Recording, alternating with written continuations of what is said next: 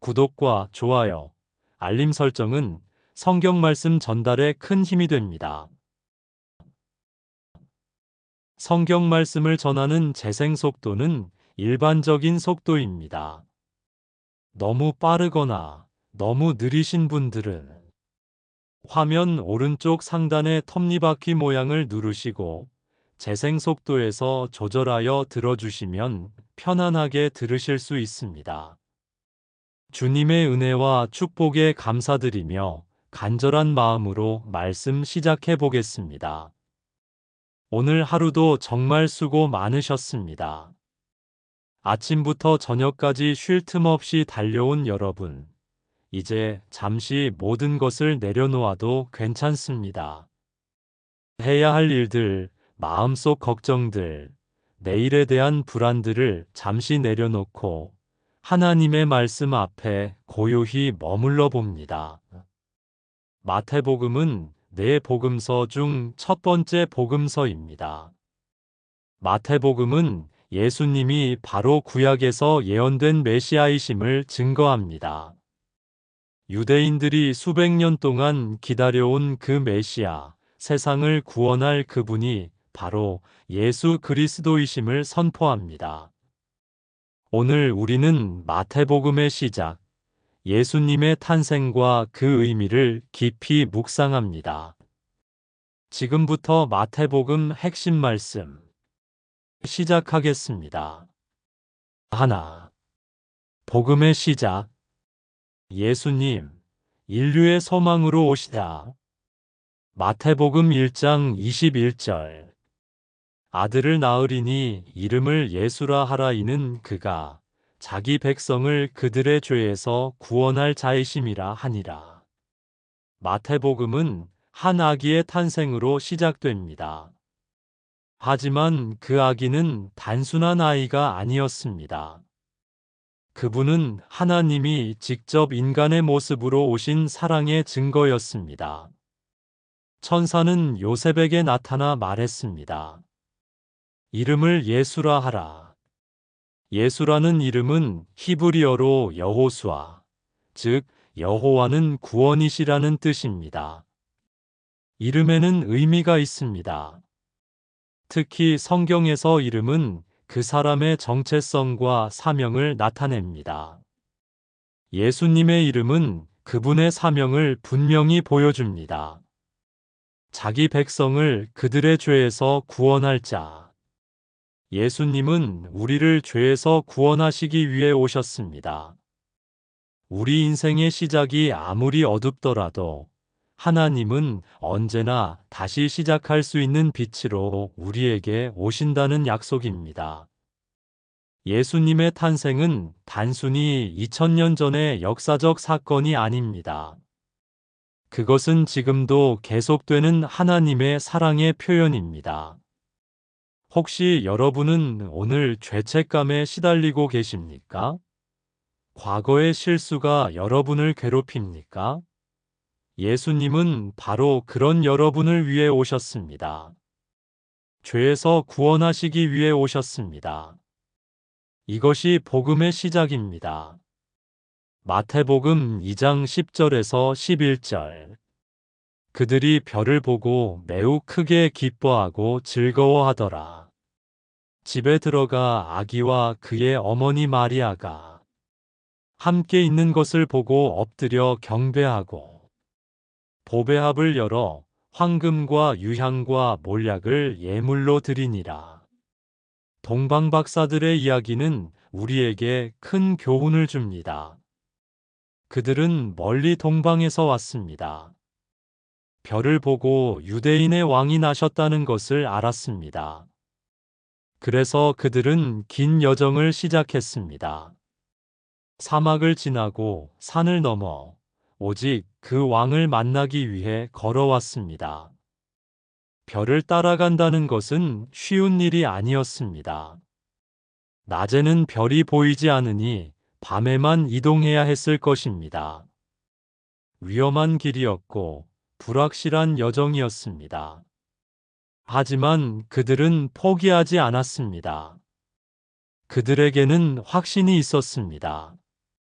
그 별이 그들을 왕께로 인도할 것이라는 확신이었습니다. 드디어 그들은 아기 예수님을 만났습니다. 그들이 별을 보고 매우 크게 기뻐하고 즐거워하더라.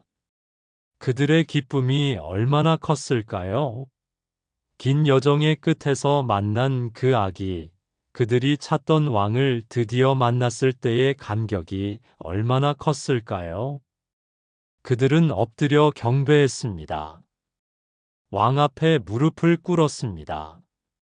그리고 보배합을 열어 황금과 유향과 몰약을 드렸습니다. 황금은 왕에게 드리는 선물입니다. 유향은 제사장에게 드리는 선물입니다. 몰약은 장사 지낼 때 사용하는 것으로 예수님의 죽음을 예표합니다. 이 세 가지 예물은 예수님이 왕이시며 제사장이시며 우리를 위해 죽으실 분임을 상징합니다. 오늘의 어둠이 아무리 깊어도 예수님은 그 안으로 오십니다. 그분은 멀리 계신 구세주가 아니라 지금 내 인생 속으로 들어오신 임마누엘 하나님이십니다.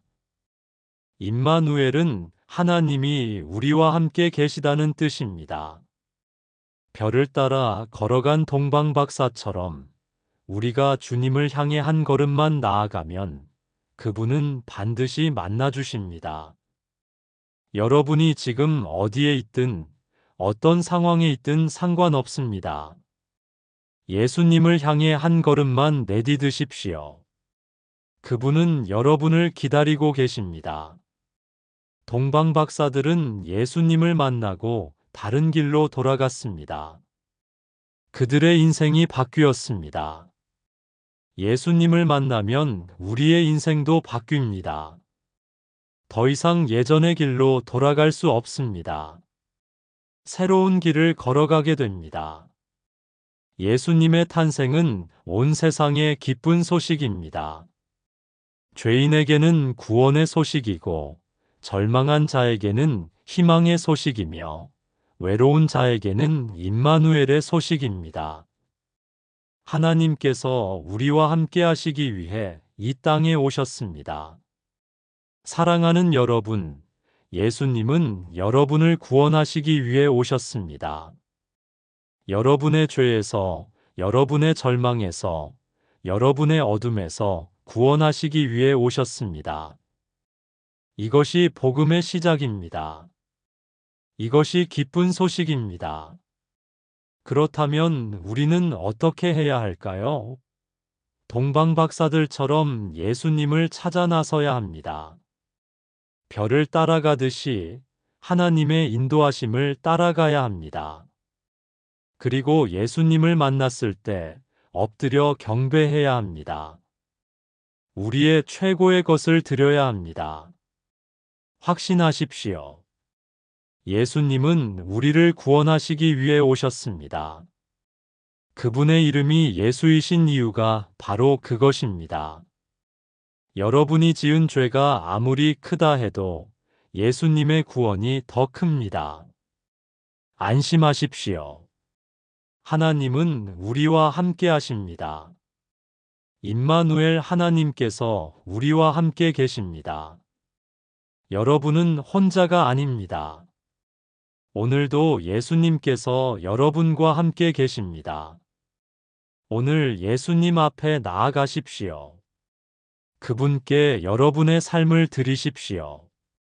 그분은 여러분을 받아주실 것입니다. 그분은 여러분을 구원하실 것입니다. 2. 산상수훈. 하늘의 가치관을 배우다. 세상은 우리에게 성공의 기준을 제시합니다. 더 많이 가지고, 더 높이 올라가고, 더 강해지라고 말합니다. 돈이 많으면 성공한 것이고, 지위가 높으면 성공한 것이며, 유명하면 성공한 것이라고 말합니다. 세상은 강한 자를 높이고 약한 자를 무시합니다. 세상은 가진 자를 부러워하고 없는 자를 동정합니다. 하지만 예수님은 산 위에서 전혀 다른 말씀을 하셨습니다. 세상의 가치관을 완전히 뒤집는 말씀을 하셨습니다. 그것이 바로 산상수훈입니다. 산상수훈은 마태복음 5장부터 7장까지 기록된 예수님의 가르침입니다. 이것은 단순한 도덕적 교훈이 아닙니다. 이것은 하늘나라의 헌법이요. 하나님, 나라 백성이 살아가야 할 삶의 원리입니다. 마태복음 5장 3절.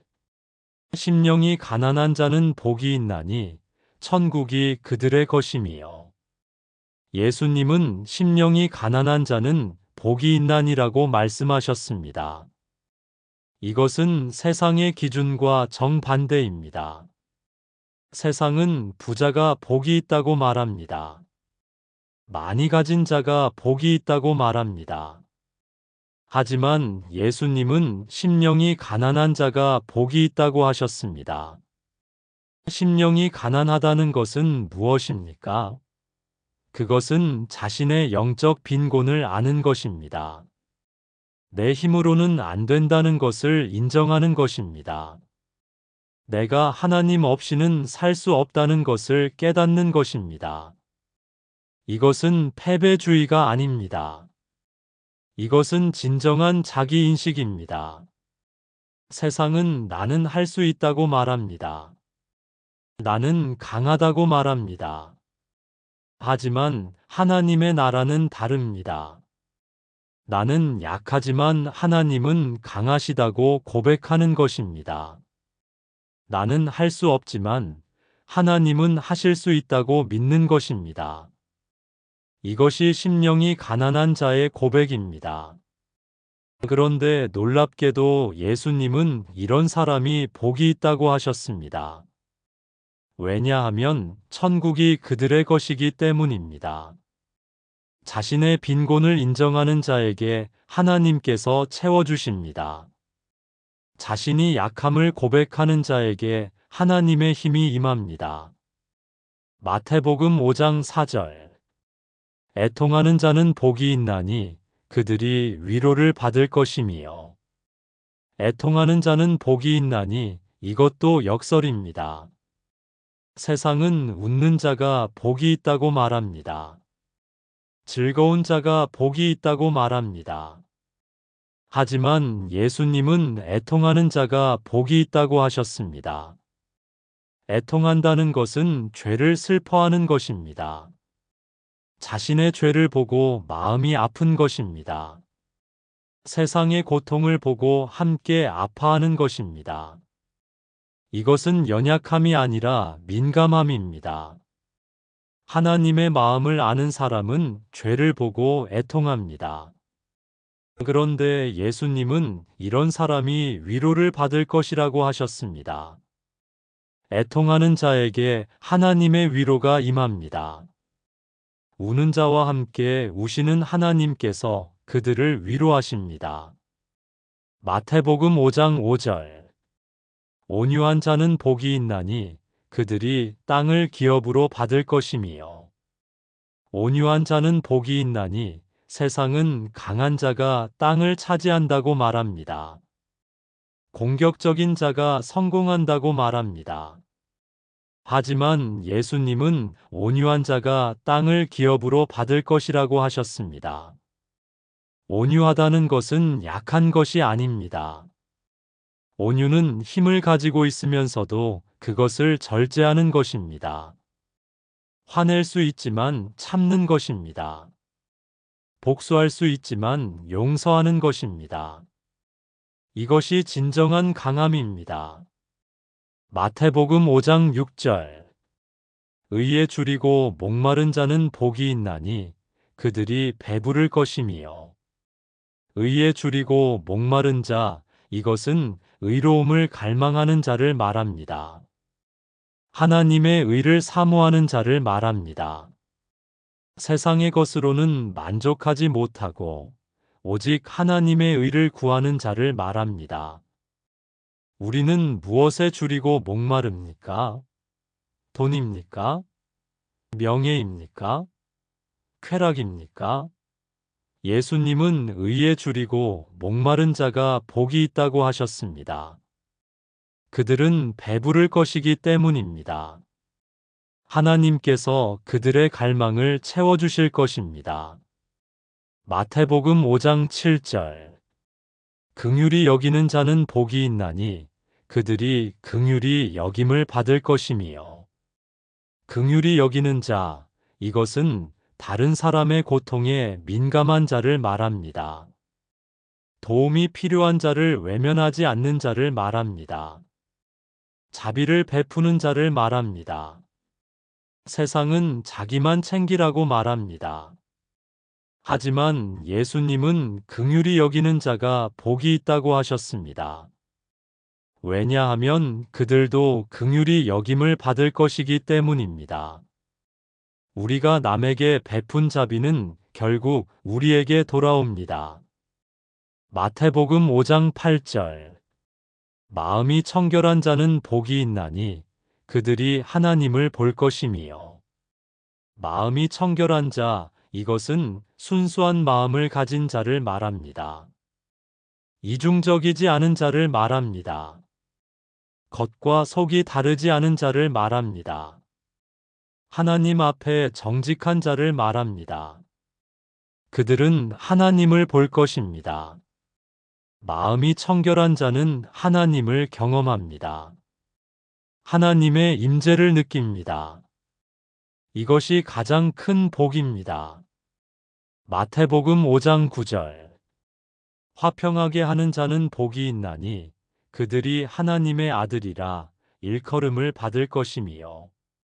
화평하게 하는 자, 이것은 평화를 만드는 자를 말합니다. 분쟁을 일으키는 것이 아니라 화해를 이루는 자를 말합니다. 미움이 아니라 사랑을 선택하는 자를 말합니다. 그들은 하나님의 아들이라 일컬음을 받을 것입니다. 하나님은 평화의 하나님이십니다. 하나님의 아들들도 평화를 만드는 자들입니다.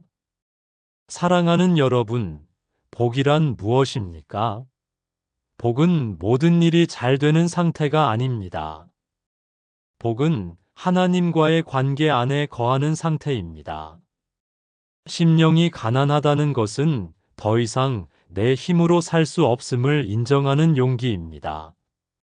그때 하나님은 우리의 빈 마음을 하늘의 평안으로 채워주십니다. 오늘 하루 나의 복의 기준을 바꿔보십시오. 상황이 아니라 마음의 방향이 복을 결정합니다. 온유함 속에서 천국은 이미 당신 안에 있습니다. 의를 갈망하는 마음이 있다면 그것이 바로 복입니다. 확신하십시오. 하나님의 가치관은 세상과 다릅니다. 하나님은 낮은 자를 높이시고 온유한 자를 강하게 하시며 긍휼히 여기는 자를 축복하십니다. 안심하십시오. 여러분이 세상의 기준에 맞지 않아도 괜찮습니다. 하나님의 기준에 맞으면 됩니다. 오늘도 하늘의 가치관으로 살아가십시오. 셋. 믿음과 제자도의 길. 좁은 문을 선택한 사람들. 인생에는 선택의 순간이 있습니다. 갈림길에 서야 할 때가 있습니다. 어느 길로 갈 것인지 결정해야 합니다. 넓은 길과 좁은 길 중 하나를 선택해야 합니다. 넓은 길은 편하고 많은 사람이 갑니다. 하지만 좁은 길은 불편하고 적은 사람만 갑니다. 예수님은 좁은 문으로 들어가라고 말씀하셨습니다. 마태복음 7장 13절. 좁은 문으로 들어가라. 멸망으로 인도하는 문은 크고 그 길이 넓어 그리로 들어가는 자가 많고. 좁은 문으로 들어가라. 이것은 명령입니다. 선택 사항이 아닙니다. 예수님은 우리에게 좁은 문으로 들어가라고 명령하십니다. 왜 좁은 문으로 들어가야 합니까? 넓은 문은 왜 안 됩니까? 멸망으로 인도하는 문은 크고 그 길이 넓어 넓은 문은 들어가기 쉽습니다. 아무런 제한이 없습니다. 누구나 들어갈 수 있습니다. 편안합니다. 그래서 많은 사람이 그 길을 선택합니다. 사람들은 쉬운 길을 좋아합니다. 편한 길을 선택하고 싶어 합니다.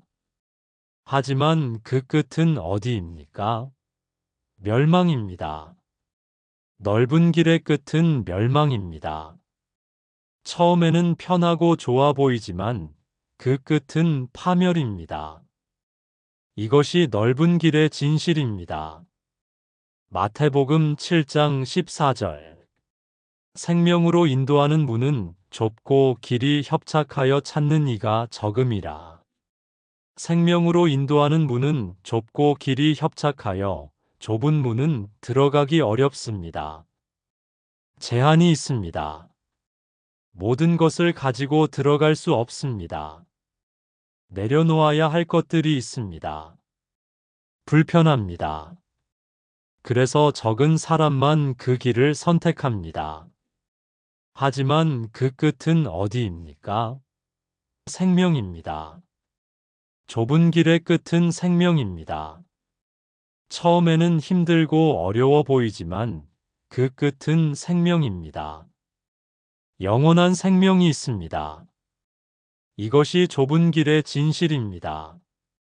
세상은 우리에게 넓은 문을 권합니다. 편하게 살라고, 즐기라고, 마음대로 하라고 말합니다. 하지만 예수님은 좁은 문으로 들어가라고 하십니다. 왜냐하면 그 길만이 생명으로 인도하기 때문입니다. 좁은 문은 무엇을 의미합니까?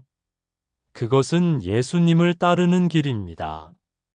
세상과 반대 방향으로 가는 길입니다. 자기를 부인하는 길입니다. 십자가를 지는 길입니다. 마태복음 16장 24절. 누구든지 나를 따라오려거든 자기를 부인하고 자기 십자가를 지고 나를 따를 것이니라. 누구든지 나를 따라오려거든 예수님을 따르는 것은 선택입니다. 강요되는 것이 아닙니다. 우리가 결정해야 합니다. 예수님을 따를 것인지 세상을 따를 것인지 선택해야 합니다. 자기를 부인하고 이것이 첫 번째 조건입니다. 자기를 부인한다는 것은 자기 중심적인 삶을 포기하는 것입니다. 내 뜻이 아니라 하나님의 뜻을 구하는 것입니다. 내가 원하는 것이 아니라 하나님이 원하시는 것을 선택하는 것입니다. 이것이 쉽지 않습니다. 우리는 본능적으로 자기 중심적입니다. 내가 먼저입니다. 내 유익이 먼저입니다. 하지만 예수님을 따르려면 이것을 부인해야 합니다. 나를 내려놓아야 합니다. 자기 십자가를 지고 이것이 두 번째 조건입니다.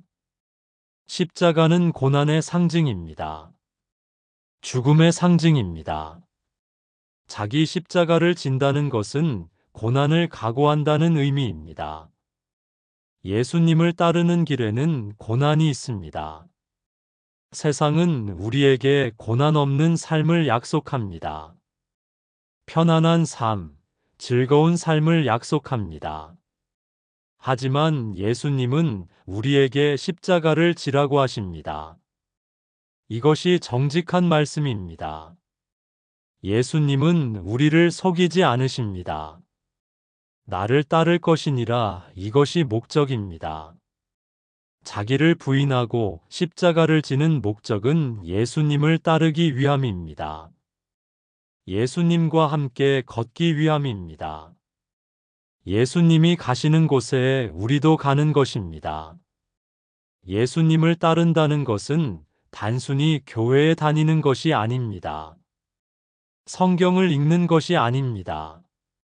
기도하는 것이 아닙니다. 물론 이것들도 중요합니다. 하지만 예수님을 따른다는 것은 그 이상입니다. 그것은 삶의 방식입니다. 예수님처럼 사는 것입니다. 예수님은 어떻게 사셨습니까? 섬기셨습니다. 사랑하셨습니다. 용서하셨습니다. 희생하셨습니다. 이것이 예수님의 삶이었습니다. 우리도 이렇게 살아야 합니다. 이것이 예수님을 따르는 삶입니다. 세상은 넓은 문을 원합니다.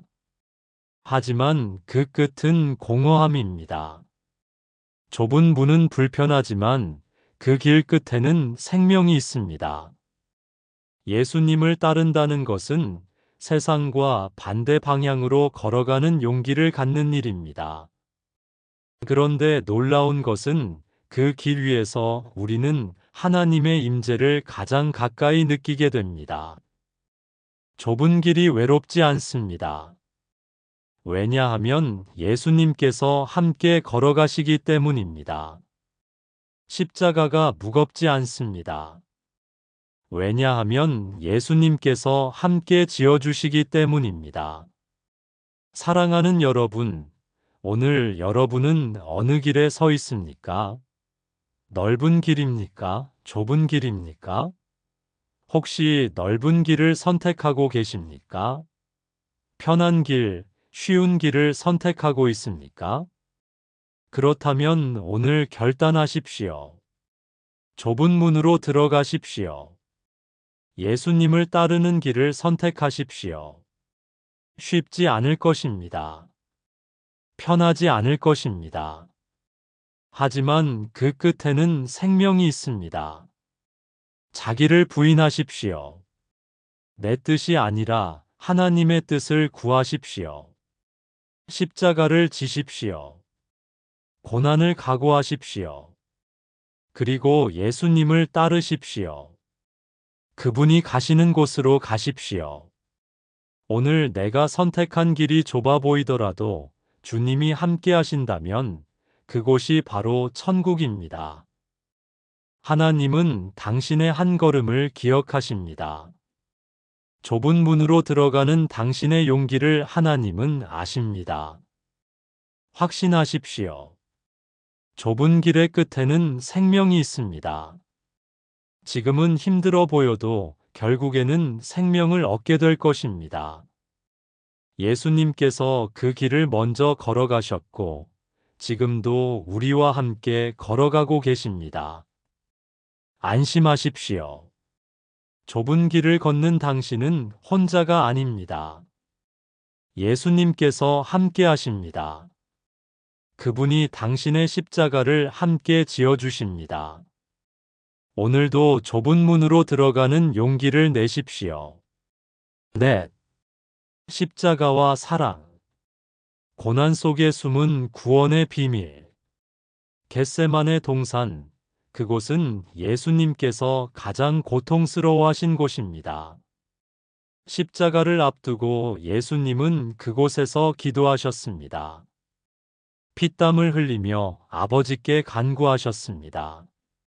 제자들과 함께 가셨지만 결국 혼자 기도하셨습니다. 제자들은 잠들어 있었고 예수님은 홀로 고통 가운데 계셨습니다. 마태복음 26장 39절. 내 아버지여 만일 할만하시거든 이 잔을 내게서 지나가게 하옵소서. 그러나 나의 원대로 마시옵고 아버지의 원대로 하옵소서. 만일 할만하시거든 이 잔을 내게서 지나가게 하옵소서. 예수님은 정직하게 기도하셨습니다. 십자가를 피하고 싶다고 말씀하셨습니다. 이 잔을 마시고 싶지 않다고 하셨습니다. 예수님도 인간이셨습니다. 고통을 느끼셨고 두려움을 느끼셨습니다. 이 잔은 무엇입니까? 십자가의 고난입니다. 육체적 고통만이 아닙니다. 그것은 우리의 죄를 짊어지는 것이었습니다. 하나님으로부터 버림받는 것이었습니다. 죄 없으신 분이 죄인이 되는 것이었습니다. 이것이 예수님께서 마셔야 할 잔이었습니다. 예수님은 이것을 피하고 싶으셨습니다. 인간적으로 당연한 반응입니다. 누가 고통을 원하겠습니까? 누가 십자가를 원하겠습니까? 예수님도 마찬가지였습니다. 그분도 고통을 피하고 싶으셨습니다. 그러나 나의 원대로 마시옵고 아버지의 원대로 하옵소서 하지만 예수님은 이렇게 기도하셨습니다. 내 뜻이 아니라 아버지의 뜻대로 하시옵소서. 이것이 순종입니다. 이것이 사랑입니다. 예수님은 선택할 수 있으셨습니다. 십자가를 피할 수 있으셨습니다. 천사들을 부를 수 있으셨습니다. 기적으로 빠져나올 수 있으셨습니다. 하지만 그렇게 하지 않으셨습니다. 왜냐하면 아버지의 뜻이 그것이 아니었기 때문입니다. 겟세마네 동산의 기도는 예수님의 연약함이 아니라 완전한 사랑의 증거였습니다. 예수님은 피하고 싶은 고통을 끝까지 품으셨습니다. 그 이유는 바로 우리를 포기하지 않기 위해서였습니다. 만약 예수님께서 십자가를 피하셨다면 어떻게 되었을까요? 우리는 여전히 죄 가운데 있을 것입니다. 구원의 길이 없을 것입니다. 하지만 예수님은 우리를 사랑하셔서 십자가를 선택하셨습니다. 예수님은 체포되셨습니다. 재판을 받으셨습니다. 거짓 증인들이 그분을 고발했습니다. 빌라도는 그분이 무죄임을 알았지만 군중의 압력에 못 이겨 십자가형을 선고했습니다. 예수님은 채찍에 맞으셨습니다. 가시 면류관을 쓰셨습니다. 십자가를 지고 골고다 언덕을 올라가셨습니다. 마태복음 27장 46절. 나의 하나님, 어찌하여 나를 버리셨나이까? 십자가에 달리신 예수님께서 이렇게 부르짖으셨습니다. 나의 하나님, 어찌하여 나를 버리셨나이까? 이것은 예수님께서 십자가에서 하신 7말씀 중 하나입니다. 가장 고통스러운 말씀입니다. 하나님께서 예수님을 버리셨습니까? 네. 그 순간 하나님은 예수님을 버리셨습니다. 왜냐하면 예수님께서 우리의 죄를 짊어지셨기 때문입니다. 죄는 하나님과 분리되는 것입니다. 예수님은 우리의 죄를 대신 짊어지시고 하나님으로부터 버림받으셨습니다. 이것이 십자가의 고통입니다. 육체적 고통보다 더 큰 고통이었습니다. 영적 고통이었습니다. 하나님과의 분리였습니다. 예수님은 이 고통을 우리 대신 겪으셨습니다. 십자가는 절망의 상징이 아니라 하나님의 사랑이 완성된 자리입니다. 예수님은 십자가에서 우리를 위해 죽으셨습니다. 죄 없으신 분이 죄인을 위해 죽으셨습니다.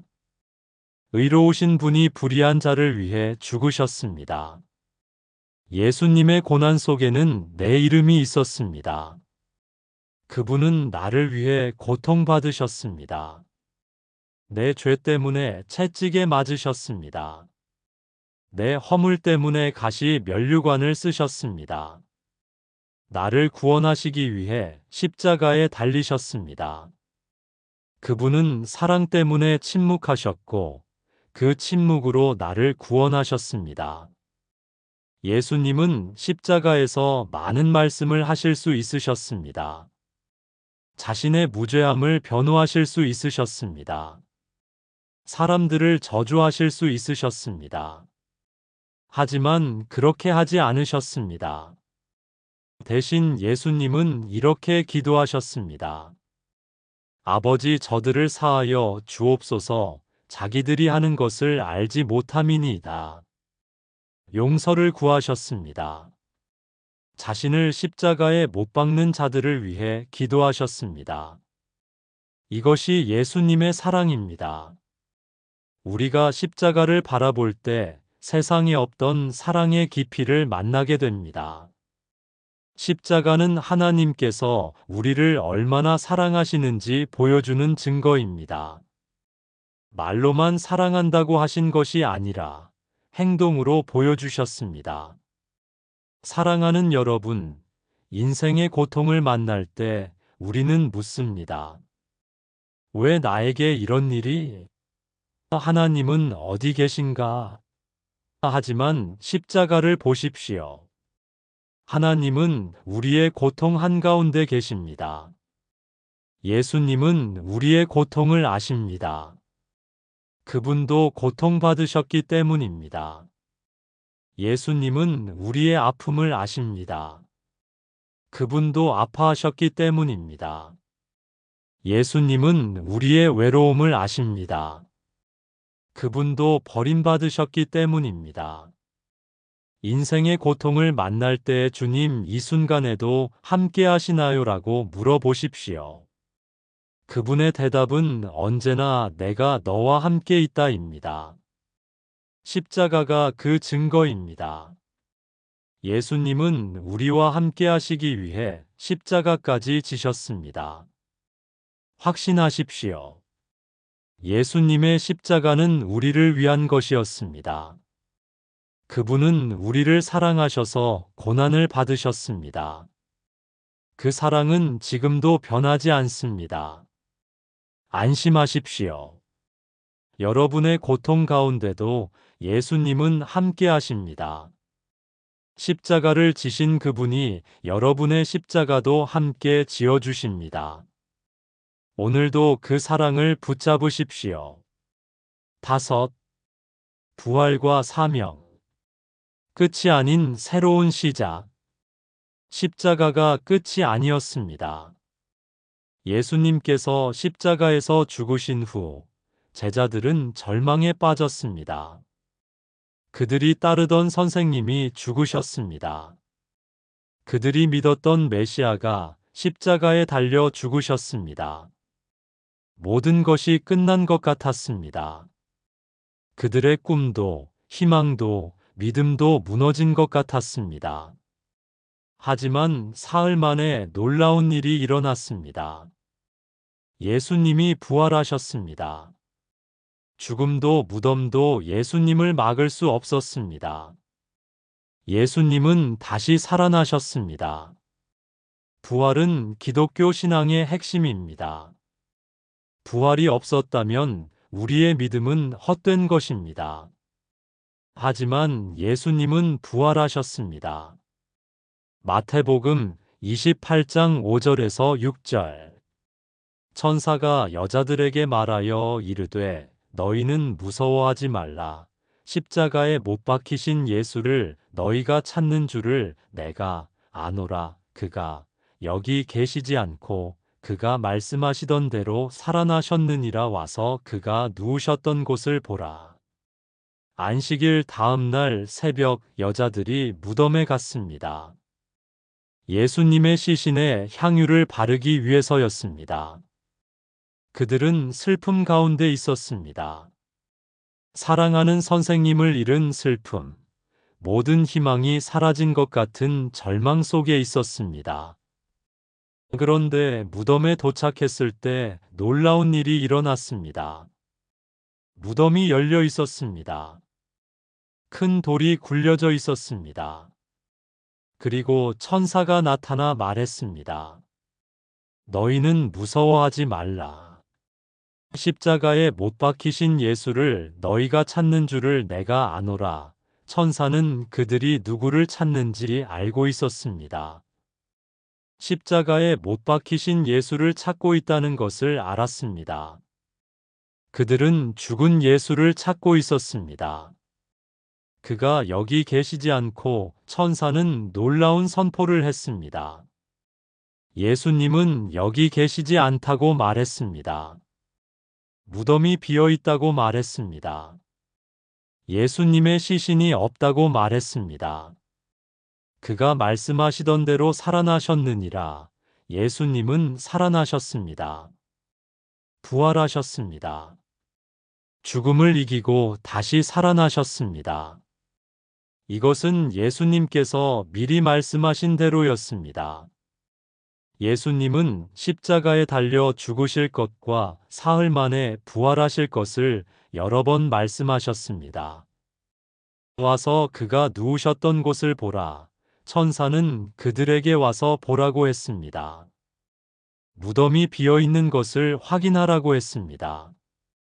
예수님께서 누우셨던 곳을 보라고 했습니다. 그곳은 비어 있었습니다. 부활은 죽음을 이긴 사건이 아니라 절망을 이긴 사랑의 선언입니다. 그날 무덤은 닫히지 않았습니다. 하나님의 사랑은 어떤 돌로도 막을 수 없었기 때문입니다. 죽음도, 무덤도, 로마의 군병도 부활을 막을 수 없었습니다. 예수님의 부활은 끝이 아니라 우리 신앙의 새로운 출발점입니다. 십자가에서 모든 것이 끝난 것 같았지만 부활로 새로운 시작이 되었습니다.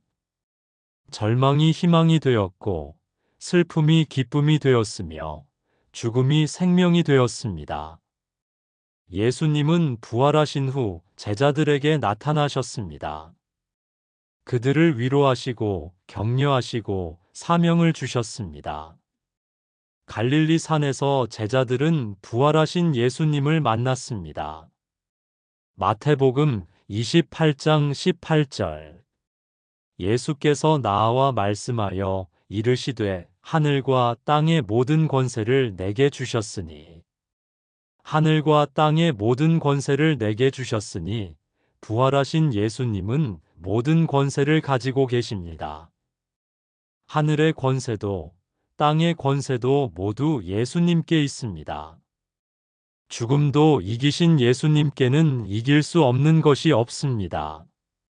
마태복음 28장 19절에서 20절. 그러므로 너희는 가서 모든 민족을 제자로 삼아 아버지와 아들과 성령의 이름으로 세례를 베풀고 내가 너희에게 분부한 모든 것을 가르쳐 지키게 하라 볼지어다. 내가 세상 끝날까지 너희와 항상 함께 있으리라. 그러므로 너희는 가서 예수님은 제자들에게 사명을 주셨습니다. 가라고 하셨습니다. 머물러 있지 말고 나가라고 하셨습니다. 이것이 대위임령입니다.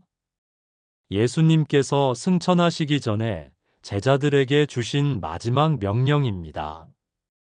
모든 민족을 제자로 삼아 유대인만이 아니라 모든 민족을 제자로 삼으라고 하셨습니다.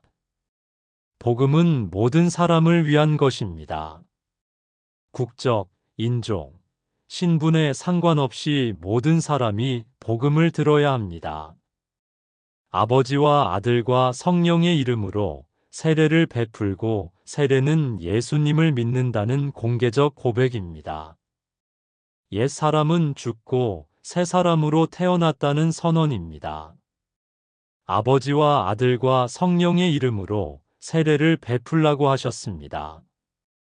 내가 너희에게 분부한 모든 것을 가르쳐 지키게 하라. 단순히 복음을 전하는 것으로 끝나는 것이 아닙니다. 가르쳐야 합니다. 예수님께서 명령하신 것을 지키게 해야 합니다. 제자를 삼는 것입니다. 볼지어다 내가 세상 끝날까지 너희와 항상 함께 있으리라. 이것이 가장 중요한 약속입니다. 예수님은 우리와 함께 하신다고 약속하셨습니다. 세상 끝날까지 항상 함께 있으시겠다고 하셨습니다. 이것은 얼마나 큰 위로입니까? 우리는 혼자가 아닙니다. 예수님께서 함께 하십니다. 사명을 감당하기 어려울 때도, 힘들고 지칠 때도 예수님은 함께 하십니다. 우리도 부활의 사람들입니다. 넘어진 자리에서 다시 일어나는 용기, 그것이 부활의 신앙입니다. 실패해도 다시 시작할 수 있습니다.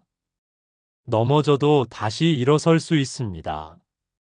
왜냐하면 부활의 능력이 우리 안에 있기 때문입니다. 하나님은 여전히 우리의 인생을 통해 새로운 이야기를 써내려 가십니다. 과거의 실패가 끝이 아닙니다. 과거의 죄가 끝이 아닙니다. 부활하신 예수님께서 우리에게 새로운 시작을 주십니다. 지금 당신의 인생이 무덤처럼 느껴진다면 기억하십시오. 그곳이 바로 하나님이 새로운 생명을 시작하시는 자리입니다. 무덤이 끝이 아니었듯이 여러분의 절망도 끝이 아닙니다. 부활의 주님은 오늘도 두려워하지 말라 말씀하십니다. 예수님은 살아계십니다. 지금도 역사하십니다. 우리와 함께 하십니다. 세상 끝날까지 함께 하시겠다고 약속하셨습니다. 확신하십시오. 부활은 과거의 사건만이 아닙니다. 부활은 지금도 일어나는 하나님의 역사입니다. 여러분의 삶에서도 부활이 일어날 것입니다. 안심하십시오. 예수님은 세상 끝날까지 여러분과 함께 하십니다. 혼자가 아닙니다. 부활하신 주님께서 여러분과 함께 걸어가십니다. 오늘도 부활의 능력으로 살아가십시오. 6. 천국 비유. 하나님 나라의 신비를 깨닫다. 예수님은 천국에 대해 말씀하실 때 비유를 사용하셨습니다. 씨 뿌리는 자의 비유, 겨자씨 비유, 보화를 발견한 사람의 비유 등 수많은 비유를 통해 천국의 신비를 드러내셨습니다. 왜 비유로 말씀하셨을까요? 천국은 우리의 경험으로 설명할 수 없는 것이기 때문입니다. 천국은 이 세상에 속한 것이 아니기 때문입니다. 천국은 먼 미래의 것이 아니라 지금 여기서 시작되는 하나님의 통치입니다. 예수님께서 오심으로 천국이 시작되었습니다. 예수님을 믿고 따르는 자들의 삶 속에서 천국은 이미 임했습니다. 오늘 우리는 천국 비유를 통해 하나님 나라의 가치를 깊이 묵상합니다. 마태복음 13장 31절에서 32절. 또 비유를 들어 이르시되 천국은 마치 사람이 자기 밭에 갖다 심은 겨자씨 한 알 같으니 이는 모든 씨보다 작은 것이로되 자란 후에는 풀보다 커서 나무가 되매 공중의 새들이 와서 그 가지에 깃들이느니라. 예수님은 천국을 작은 겨자씨에 비유하셨습니다. 겨자씨는 당시 사람들이 알고 있던 가장 작은 씨앗이었습니다. 너무 작아서 거의 보이지 않을 정도였습니다. 하지만 이 작은 씨앗이 자라면 어떻게 됩니까?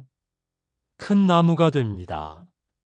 새들이 와서 그 가지에 깃들 정도로 큰 나무가 됩니다. 천국도 이와 같습니다. 처음에는 작아 보입니다. 보잘것없어 보입니다. 예수님께서 이 땅에 오셨을 때 마구간에서 태어나셨습니다. 가난한 목수의 아들로 자라셨습니다. 제자들도 12명밖에 없었습니다. 그것도 학식 없는 어부들이었습니다. 세상 사람들의 눈에는 보잘것없어 보였습니다. 하지만 그 작은 시작이 어떻게 되었습니까? 지금은 전 세계에 수십억 명의 그리스도인이 있습니다. 작은 겨자씨 같았던 천국이 이제는 큰 나무가 되어 많은 사람에게 쉼터가 되었습니다. 우리의 믿음도 마찬가지입니다. 처음에는 작고 연약해 보입니다. 의심도 많고 두려움도 많습니다. 하지만 하나님의 은혜 안에서 자라면 어떻게 됩니까? 큰 나무가 됩니다. 많은 사람에게 쉼터가 됩니다. 다른 사람을 섬길 수 있게 됩니다. 작은 시작을 무시하지 마십시오. 겨자씨처럼 작아도 괜찮습니다. 중요한 것은 크기가 아니라 생명력입니다. 살아있는 씨앗은 반드시 자랍니다. 시간이 걸릴지라도 반드시 자랍니다. 마태복음 13장 44절. 천국은 마치 밭에 감추인 보화와 같으니 사람이 이를 발견한 후 숨겨두고 기뻐하며 돌아가서 자기의 소유를 다 팔아 그 밭을 사느니라. 예수님은 천국을 밭에 감추인 보화에 비유하셨습니다.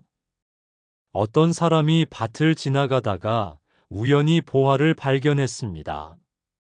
땅을 파다가 무언가 딱딱한 것에 부딪혔습니다.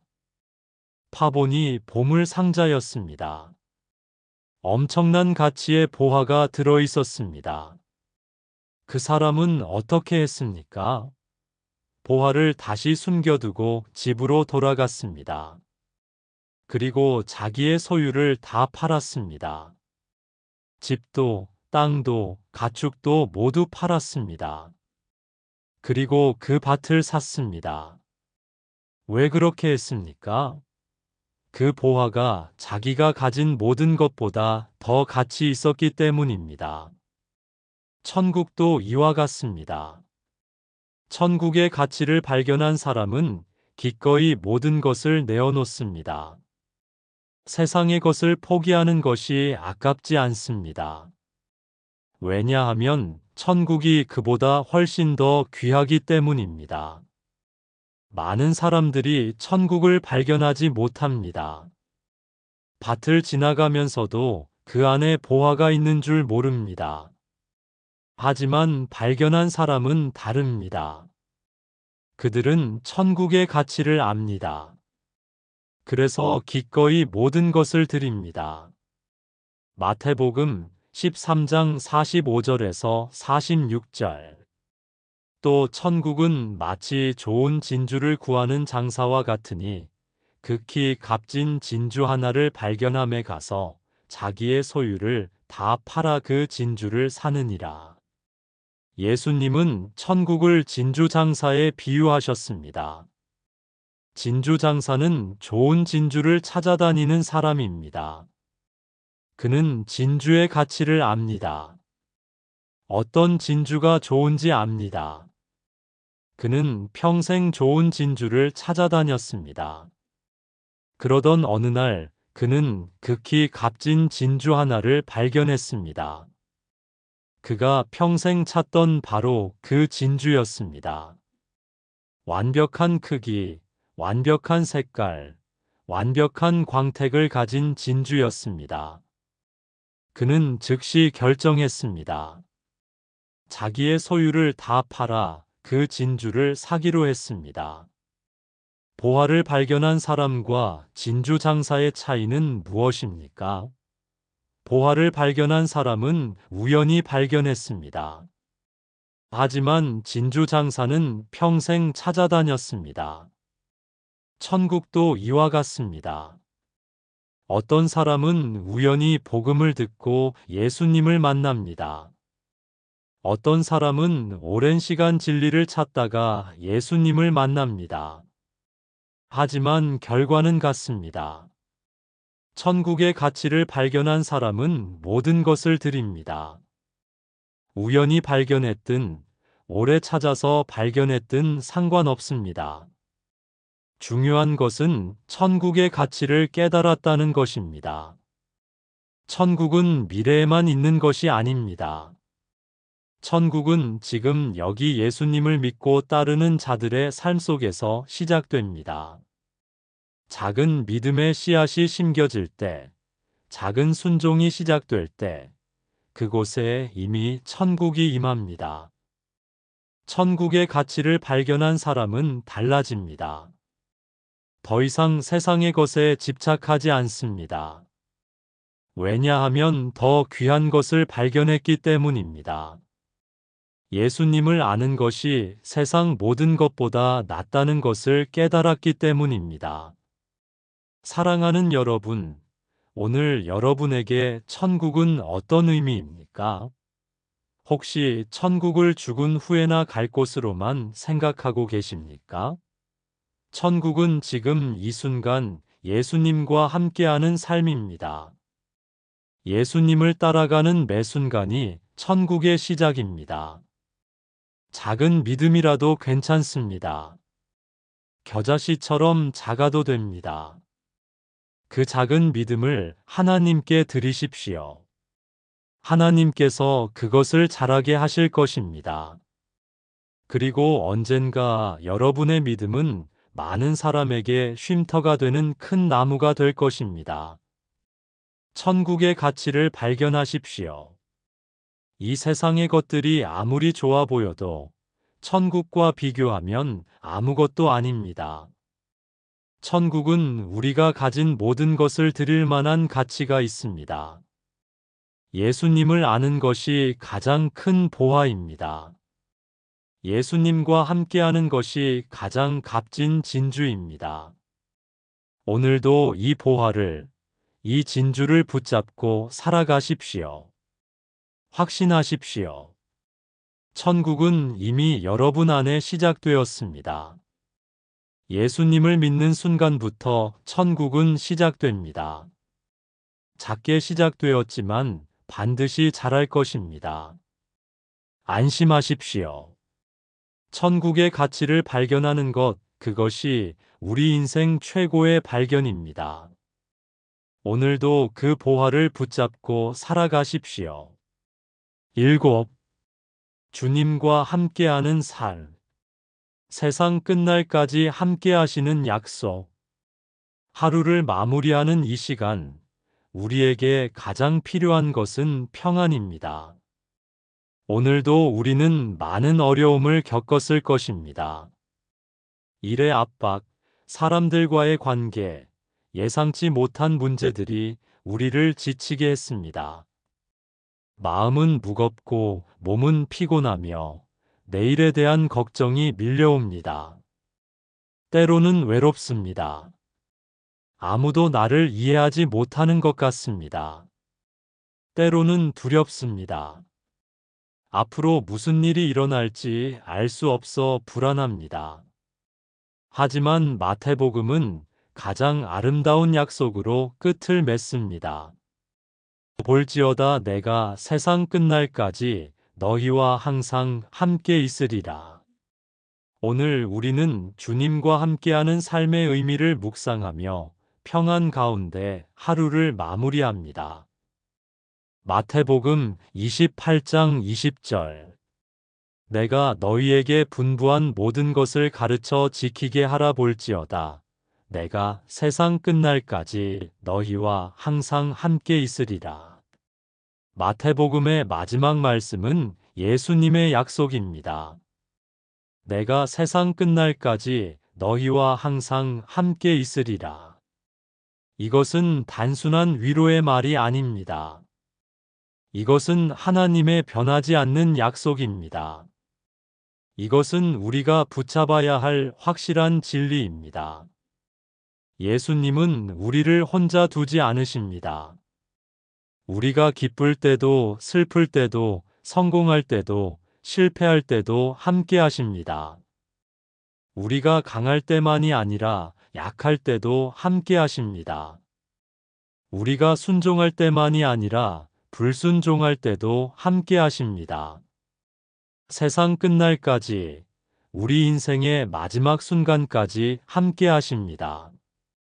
이것이 얼마나 큰 위로입니까? 우리는 혼자가 아닙니다. 예수님께서 우리와 함께 계십니다. 이것이 우리의 평안입니다. 마태복음 11장 28절. 수고하고 무거운 짐진 자들아, 다 내게로 오라. 내가 너희를 쉬게 하리라. 예수님은 우리를 쉬게 하십니다. 수고하고 무거운 짐진 자들아, 예수님은 우리의 상태를 아십니다. 우리가 수고하고 있다는 것을, 무거운 짐을 지고 있다는 것을 아십니다. 이 세상에서 우리는 많은 짐을 집니다. 일의 짐, 관계의 짐, 걱정의 짐, 과거의 짐, 미래의 짐을 집니다. 그 짐이 너무 무거워 감당하기 어려울 때가 있습니다. 무너질 것 같고 포기하고 싶을 때가 있습니다. 다 내게로 오라 예수님은 말씀하십니다. 내게로 오라고 하십니다. 그 짐을 가지고 내게로 오라고 하십니다. 혼자 짊어지려 하지 말고 내게로 오라고 하십니다. 내가 너희를 쉬게 하리라. 이것이 예수님의 약속입니다. 예수님께 나아오는 자를 쉬게 하시겠다는 약속입니다. 그 무거운 짐을 내려놓게 하시겠다는 약속입니다. 마태복음 11장 29절에서 30절. 나는 마음이 온유하고 겸손하니 나의 멍에를 메고 내게 배우라. 그리하면 너희 마음이 쉼을 얻으리니 이는 내 멍에는 쉽고 내 짐은 가벼움이라. 나는 마음이 온유하고 겸손하니 예수님은 자신을 소개하십니다. 온유하고 겸손한 분이라고 말씀하십니다. 예수님은 우리를 억압하는 분이 아닙니다. 우리를 강요하는 분이 아닙니다. 온유하고 겸손한 분이십니다. 나의 멍에를 메고 내게 배우라. 예수님은 우리에게 멍에를 메라고 하십니다. 멍에는 짐을 지는 도구입니다. 소가 밭을 갈 때 멍에를 맵니다. 두 마리의 소가 한 멍에를 함께 맵니다. 예수님의 멍에를 맨다는 것은 예수님과 함께 짐을 진다는 의미입니다. 혼자 짐을 지는 것이 아니라 예수님과 함께 지는 것입니다. 이것이 얼마나 큰 위로입니까? 그리하면 너희 마음이 쉼을 얻으리니 예수님과 함께 짐을 질 때 우리는 쉼을 얻습니다. 역설적으로 들립니다. 멍에를 메는데 어떻게 쉼을 얻습니까? 하지만 이것이 진리입니다. 예수님과 함께하면 무거운 짐도 가벼워집니다. 이는 내 멍에는 쉽고 내 짐은 가벼움이라. 세상의 멍에는 무겁습니다. 세상이 우리에게 지우는 짐은 감당하기 어렵습니다. 하지만 주님의 멍에는 쉽고 주님의 짐은 가볍습니다. 왜냐하면 주님께서 함께 메어주시기 때문입니다. 마태복음 6장 33절. 그런즉 너희는 먼저 그의 나라와 그의 의를 구하라. 그리하면 이 모든 것을 너희에게 더하시리라. 너희는 먼저 그의 나라와 그의 의를 구하라. 우리가 먼저 구해야 할 것은 하나님의 나라와 하나님의 의입니다. 세상의 것을 먼저 구하지 말고 하나님을 먼저 구하라는 말씀입니다. 우리는 보통 반대로 합니다. 먼저 세상의 것을 구합니다. 돈, 명예, 성공을 먼저 구합니다. 하나님은 나중에 생각합니다. 여유가 있으면 하나님을 찾습니다. 하지만 예수님은 먼저 하나님의 나라를 구하라고 하십니다. 그리하면 이 모든 것을 너희에게 더하시리라. 이것이 하나님의 약속입니다. 하나님의 나라를 먼저 구하면 우리에게 필요한 모든 것을 하나님께서 더해 주신다는 약속입니다. 먹을 것, 입을 것, 살 곳을 걱정하지 마십시오. 하나님께서 아십니다. 우리에게 무엇이 필요한지 아십니다. 하나님의 나라를 먼저 구하십시오. 그러면 하나님께서 우리에게 필요한 모든 것을 채워주실 것입니다. 사랑하는 여러분, 주님과 함께하는 삶은 혼자가 아닙니다. 아무리 외로운 순간에도 주님은 함께 하십니다. 아무리 어두운 밤에도 주님의 빛이 우리를 비춥니다. 아무리 험한 길이라도 주님이 함께 걸어가십니다. 오늘 여러분은 무거운 짐을 지고 계십니까? 혼자 감당하기 어려운 문제가 있습니까? 그렇다면 예수님께 오십시오. 그분께 여러분의 짐을 내려놓으십시오. 주님은 여러분을 쉬게 하실 것입니다. 내일을 걱정하지 마십시오. 하나님의 나라를 먼저 구하십시오. 그러면 하나님께서 여러분에게 필요한 모든 것을 채워주실 것입니다. 이것은 빈말이 아니라 하나님의 약속입니다. 외롭지 않습니다. 주님이 함께 하십니다. 두렵지 않습니다. 주님이 지키십니다. 세상 끝날까지 주님은 여러분과 함께 하실 것입니다.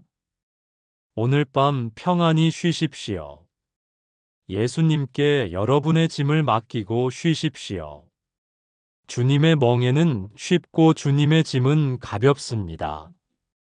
주님과 함께 하루를 마무리하고 주님과 함께 내일을 준비하십시오. 지금까지 마태복음 핵심 말씀을 들어보았습니다. 다 같이 마무리 기도 드리겠습니다. 사랑하는 주님, 마태복음의 말씀을 통해 오늘 우리의 영혼을 새롭게 하시니 감사합니다. 주님은 우리를 구원하시기 위해 이 땅에 오셨습니다. 하늘의 가치관을 가르쳐 주시고 좁은 문으로 인도하셨습니다.